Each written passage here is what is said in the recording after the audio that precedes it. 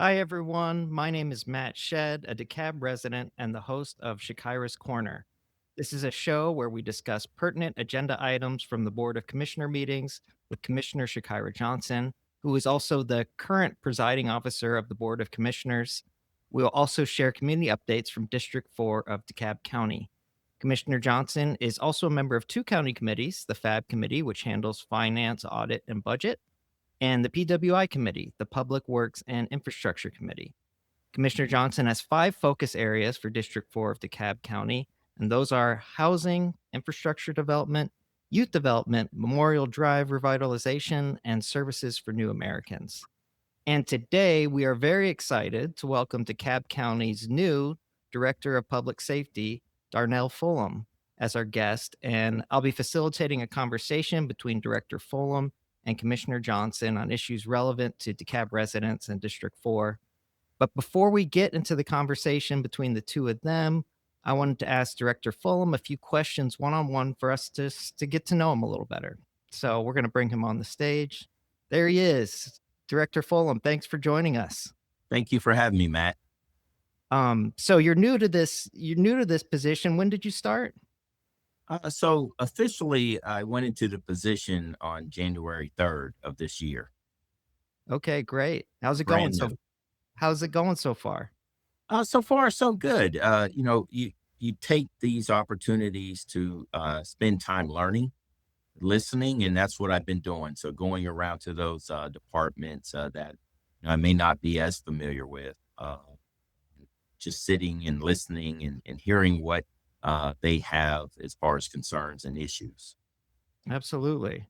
So we know that you come from the fire department, but can you tell us kind of even earlier in your life, were there moments that you were you remember as kind of instrumental in getting you thinking about going into public service?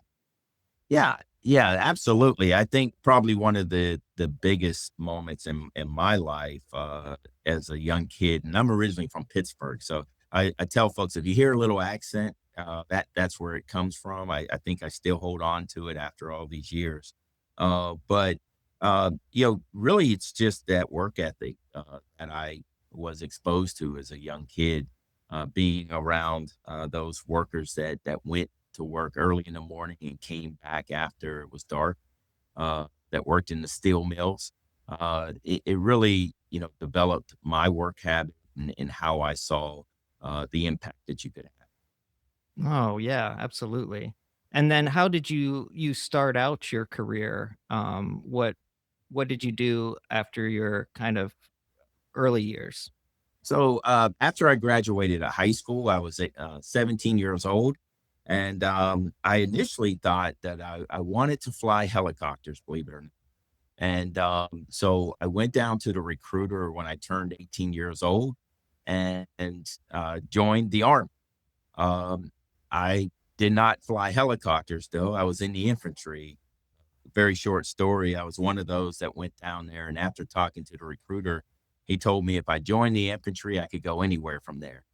And I bought the story and joined the military and served for 3 years. And then after deciding that that was not going to be the career for me, I came to Atlanta. I had a sister that lived here, and uh, she was telling me about the great things about Atlanta. And I immediately started applying for the fire department because that was always something that I really enjoyed. And I've said this throughout my career. It really was just about helping people, and that's still what I see myself doing. Awesome.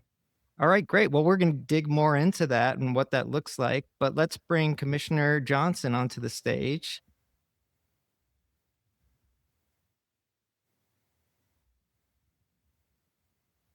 Commissioner Johnson, how are you? I'm good, Matt. How are you? Hey, I'm Director Fullum. Good to How are you see you doing? again. It's always great to see you, presiding officer. It's always good to see you. I was excited when I heard that we were getting Director Fulham because he's, over so many areas that I think it's going to give us a really inclusive way to talk about public safety here in DeKalb County. And so I just wanted to start off with you, Commissioner. Like, what are some of the concerns, like the top 2 or 3 public safety concerns you hear about most often from constituents? I think for most constituents, and I think this is across the board, not just this board, but we hear a lot about response time for the events. We have issues, we'll hear about shootings, just the random shootings that people hear, and just some crime in general. I think those would be the top items that we're hearing across the board. And I know we've had some crime in District 4. We've had a couple shootings recently. So Central Drive, there was a murder on Memorial Drive at Memorial Bend, which actually I was driving by right after that happened. And I will say, Director Fullum, that when that call went out and I was on my way home, I could every police officer in the area was headed that way, every firefighter. I just saw the presence and I was like, okay, something major's happening because everyone is responding. So kudos to our team and their response on that. But I think those are the big items happening in District 4 when it comes to public safety. So, uh, do you have any thoughts, Director Fulham, about those particular issues that she brought up, and are the concerns you hear kind of aligned with what she just shared? So, first of all, absolutely, those concerns she mentioned is what I'm hearing and what I've heard over the years. But I'm really excited about what we've done just recently in both of those areas. One, as far as response times with ambulances, last year uh, we approved a contract with our vendor. That's a 5-year contract, but what we've done is really changed the landscape of how we look at EMS. In the past, we had a system where the provider, in this case AMR, was really dependent upon fee for service. That was the way they made their revenue, and obviously being a private or corporate industry, they needed to make a profit. What we recognized is that they were struggling in that area. And now our contract, which we've received phone calls from across the nation about the way that it's set up, it really now, instead of just using a carrot in fines, it really does have a stick in that if they're providing the service that we desire, then they can make a subsidy. They can receive a subsidy. And so it's a very unique system. We've seen improvements. We saw improvements last year when we're seeing improvements in that every this year. Seen fewer complaints about the service. So I think we're doing really well in that space, and we still have space to grow. And then as it relates to crime, uh, this year we opened our real time crime center, which is once again just a huge step, stepping into that area that we recognize, and that is you can't have a police officer on every corner. We would all love to have one there when we need them and have them right down the street, but we had to take advantage of the technology that's out there that can support crime prevention and resolving those issues of crime when they happen. And so, in both those areas, I thank you, Commissioner, for supporting the funding for both of those items that I believe is moving us in the right direction. Absolutely. And I should mention, we had Chief Pedrick on the Mhm. podcast, and Yeah. he gave us a really thorough outline of things that are happening in his department. So that's the police department. I just realized I didn't kind of run through Mhm. the departments that you oversee. So I'll give you the honors of kind of listing what your busy life looks like. Yeah. And in no particular order, but I'll start with the fire department. And it really is strategic oversight because there are directors that are in charge of all of these departments. But the fire department, the police department, 911, animal enforcement, the ME's office, medical examiner's office, and DEMA, which is the CAB's emergency management agency. Oh, that's great. And so can you tell us a little bit about kind of what your focus areas are currently? I know you're still pretty new, less than 2 months in, but what areas are you really focused on strategically in terms of public safety for DeKalb County? Yeah, and thank you for using that word because I do see it as a strategic uh, uh, initiative here. Um, so, as I stated before, right now, what I'm doing is spending time just really meeting with the folks where they are. And it's, I've met with the directors, and that's the easy one to do. But uh, presiding officer, I did a ride along with animal services. Oh, And did you? I did. And I was hoping that we would have something unique. And we actually got a bat from inside of an apartment. Yeah. So, Wait, I didn't know we could call animal services. I didn't even know that was a thing. yeah. So I found out I had to ride along with a young man who did a great job. We had 3 calls, but my understanding, because of this ride along, is when there are animals such as snakes and bats and other things, critters, as we'll call them, that are inside of the living space, not in the attic or not in the subfloor, then they will come out. And he did a great job in calming down residents, as you can imagine, who never Yeah, thought I they would be would have to call. hysterical. Yes. But it's those examples of just getting out there and once again, just meeting with the folks. So I'm going to do ride alongs tonight. I'm going to go sit in the 911 center as long as I've been in the fire service. That's not something I've done. It's just sat and listened to a call taker take those calls and the dispatcher dispatch the calls. And so once again, I'm going to do that across the all of the departments, but strategically, the things that I already know that I want to accomplish. One is just seeing if there's opportunities for us to create some synergy between the different departments. As the previous fire chief, I recognize that oftentimes we operated uh, unconsciously in silos. And so I want to break those down and see how can we better serve the citizens by ensuring that all of the departments, all the agencies are communicating together in order to make the cap safer. No, that makes sense. I was gonna turn to you, Commissioner Johnson. Go Thank ahead. you. I did have a question with the ride-alongs. How is that being received from the employees? I would think that would be really a boost for morale to have the new director doing a ride-along, helping catch a bat. Like, that's gotta be just show Yeah. how involved you're trying to be and make sure the employees understand that you're trying to understand their job. So, Commissioner, I do have to say for the record, because I want to make sure, because they may watch this and I'm sure they will. So, my participation in catching that bat was keeping the residents calm as he went into the bathroom and caught the bat. So, I just want to make sure, yeah, he was the one who physically came out with the bat.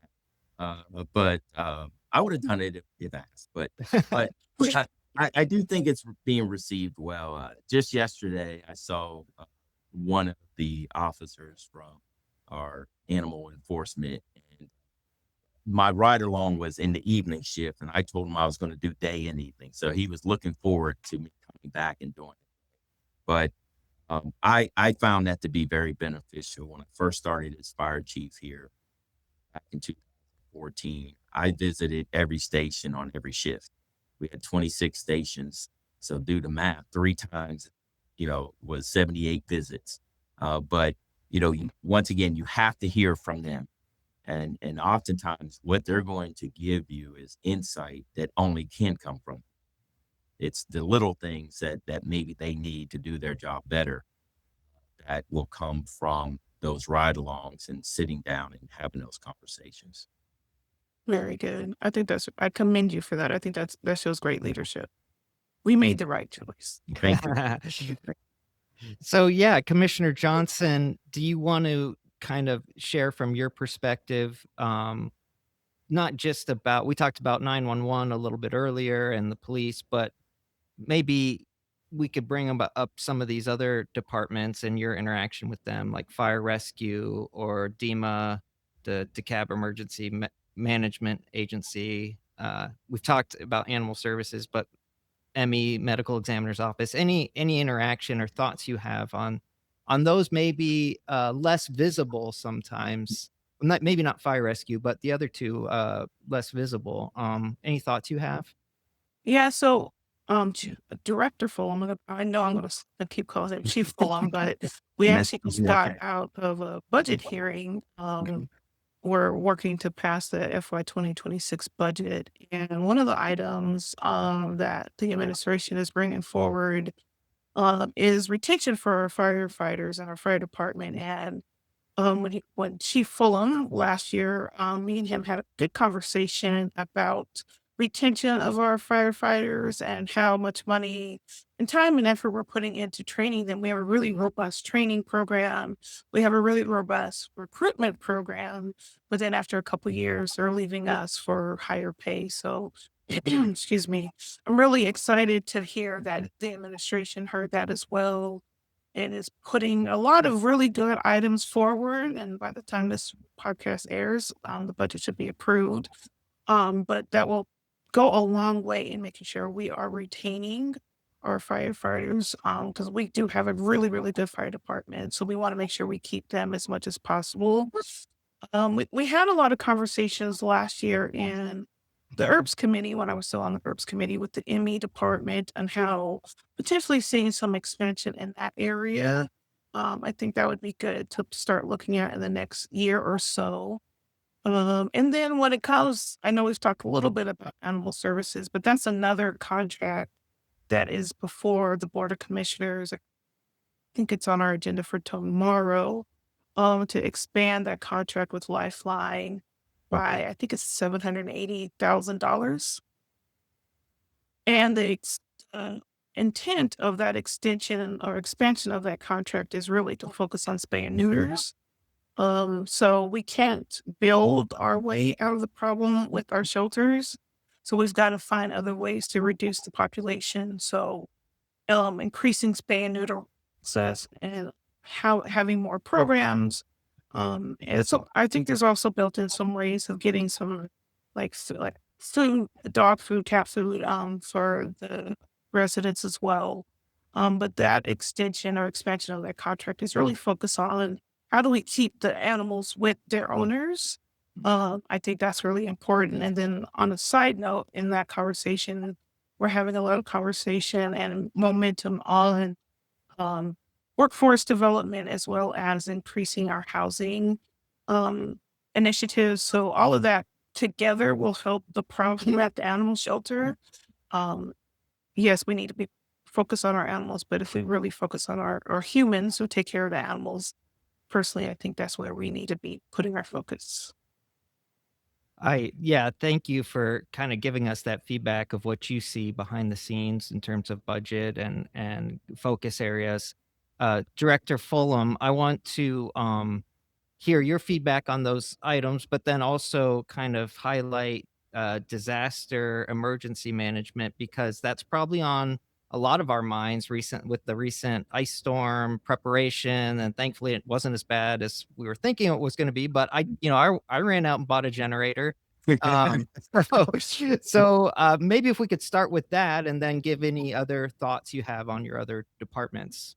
Okay. So start with the with With just DEMA. DEMA. So yeah, we just brought on board a new director, Dr. Avery, who's doing an outstanding job.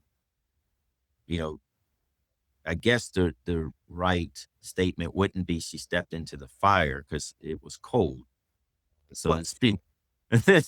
So, but she came on board and really did help us strengthen what we had been doing in the area of the warming centers. Uh, the warming centers, I'm very proud of it. At we open our centers whenever the temperature reaches 35 or below, and we open them for as long as needed. And we've had several occasions where they've been open for multiple days, for 24-hour days. And as you can imagine, it's not simply placing somebody who may be unhoused or who's lost heating in a space. It's all the ancillary services that are. And so what's happening there is not only are they being housed, but they're being fed, and there's other resources that they can make contact with while they're at the shelters. But the, you mentioned it about the generators, and I'm glad because I mentioned generators in my my comments about it. So I don't know if I drove you there or if you were that way. But it is an area where here in DeKalb, really Georgia as a whole, right? We have very unique weather. We know that it can change at any moment. We know that doesn't always materialize the way that we thought it was or at the time that we thought it would. And so we are challenged by that. And so, but we are trying to make sure that we are informing our communities and our citizens about how best to respond to it. I have to say, during the last storm, it was actually the one most recent one where we didn't really get much, which is great. The one previous to that, I did a few radio spots, and I thank the community for staying off the roads like we asked them to, because at the end of the day, what we really find ourselves responding to is those who chose to go out and challenge the weather.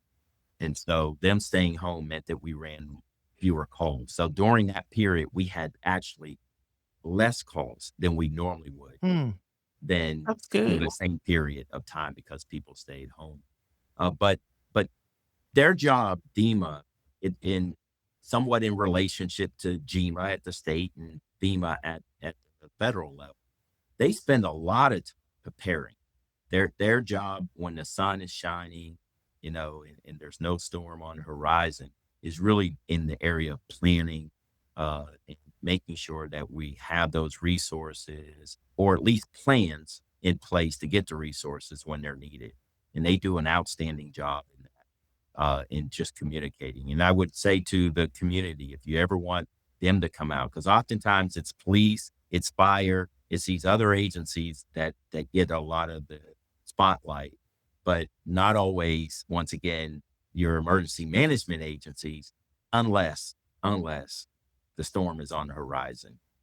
But if I would challenge the community, if you want someone to come out and speak, ask for our EMA, and they'll come out and tell you how to best prepare for not only storms, but other disasters as well.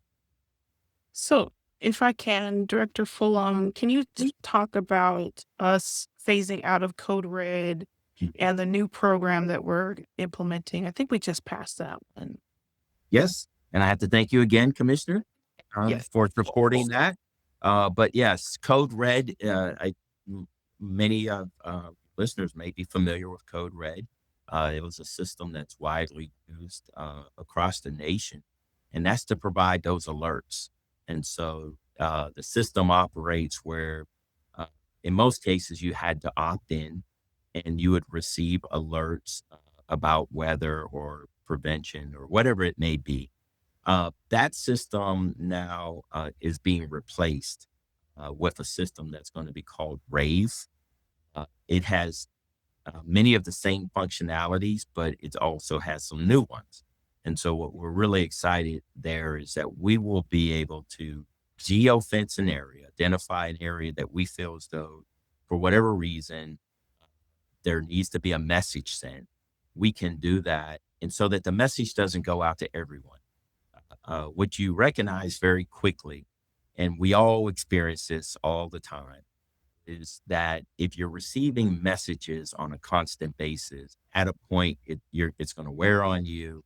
There's going to be fatigue, and you're not going to look at it anymore. So we don't want to send a message to you that's not for you or not for your area. So the new system has these technologies that will allow us to send messages in a much better way and make sure that we're hitting the audience that needs to receive the message. Really Yeah, excited. I'm excited about that one as well. And I didn't realize I got Code Red, before I even became a commissioner. I didn't realize how few of our residents actually received the Code Red notices.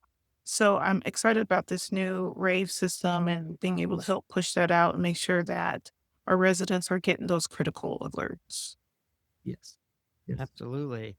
Yeah, it's great to hear about that progress in that area. I know we're running up on time here, but Director Fulham, I just wanted to give you a chance to kind of highlight or brag about or give credit to, I should say, these departments that, in any ways that you wanted to before we wrap up here. How much time do I have? As much Um, time as you need. yeah, as much time as you need. Okay. Well, I could speak about every department, but I'll start with 911 because they are literally at a conference right now where they are being recognized uh, for, I think it's described as the team of the year. Oh, And unfortunately, it is for the event where Officer Rose lost his life last year. But the fact is that that was a very challenging situation because of where it was, where you had the city of Atlanta. It literally is in the city of Atlanta, uh, but we provide service there. So you had city of Atlanta responding, and then it was there at Emory. So you had Emory police who were involved as well. So the team award is being given to DeKalb County's 911, Atlanta's 911, and Emory's 911 or communication system. But they did an outstanding job in really having to deal with, once again, a very complex situation, multi-agency, multi-department, multi-jurisdiction. That's your most challenging, right? Is ensuring that there's good communication going across. They did an outstanding job. They're receiving that award, right? You said you spoke to Chief Pedrick last year. I don't know if it was when he was interim or as soon as he made chief. it was interim still, I Okay, think, so right? he is now the chief. Just doing an outstanding job leading that department. One of the initiatives that was put forward by Madam CEO and the board approved was the recruitment and retention initiative last year. And I can tell you that resulted in a 9% increase in staffing for them. Their attrition went down by quite a bit, and they've been able to maintain and also bring back previous officers who left here for whatever reasons. And then we spoke about the Real Time Crime Center, what they're doing there. We did some town hall meetings where we were able to spread that word out. It's a phenomenal team that's doing a phenomenal job. The fire department, we got SPLOST that is allowing us to replace stations and build new ones. And I said this, what's going to be exciting is there's probably going to be hardly any part of the county that you can't go and see some kind of construction going on where we're replacing our old fire stations and adding to the stations as well. And really excited. Our ME's office just received accreditation. So that's it, just doing a great job there. Our 911 is receiving recognition for being accredited in another facet. They're accredited in fire and EMS, and soon will be accredited in the police department. I won't get into the details of that, but just know it's great, right? That at the end of the day, they will be one of the few agencies that's accredited in all three disciplines when it comes to call receive and dispatching. So it's just doing a great job there. So yeah, like I said, I could speak about all of them. We have great folks in every single one of those departments that come to work every day, show up, ready to work, and serve the citizens. Yeah, I'm certainly grateful for people working in all those departments. It's hard, necessary, and often probably thankless work. But yeah, it's just so great to hear how many things we have in place to keep us safe here. Um, Commissioner Johnson, before you kind of wrap us up, are there with the how people can reach us, are there any takeaways you want to share with people about public safety in DeKalb? I think the big takeaway from this conversation is that we are in a good place when it comes to public safety in DeKalb County. I think it's safe to say that the CEO and the Board of Commissioners, along with Director Fullum and all the department heads, are taking public safety very seriously. We've invested a lot of money in public safety last year, and we will continue to do that because it is so important to us. And I hope the takeaway from our residents is again that we are in a good place, that we are, even though there is some crime and there's always going to be some issues, that we're taking those seriously and we're taking the steps that we need to improve in those areas. And we have great leadership leading that charge on our behalf. Excellent. All right, great. And with that, if people want to reach out to your office, what's the best way to do it? Yes, if you have any needs or questions, please email me, shakira@DeKalbCountyGA.gov. You can also find me on Facebook and Instagram under the handle of @Commissioner Chakira Johnson. We're also on Blue Sky or X, which is formerly Twitter, as @Commissioner CJJ. Please also consider subscribing to the YouTube channel right here. If you do find this podcast helpful and you want to know whenever a new podcast is released, just remember to hit the bell icon so you can receive those notifications in the future. And again, I just appreciate everyone tuning in, and we look forward to sharing more information with you in the next episode. And I just really appreciate you, Director Fullum, for being a guest, and as always, being a great host, Matt. Oh, Appreciate y'all. well, thank you. And Director Fulham, again, just to echo Commissioner Johnson, thank you for giving of your time. I mean, thank you for giving of your time and your service, but then also today to share about the great work being done. We really appreciate it. Thank you for having me.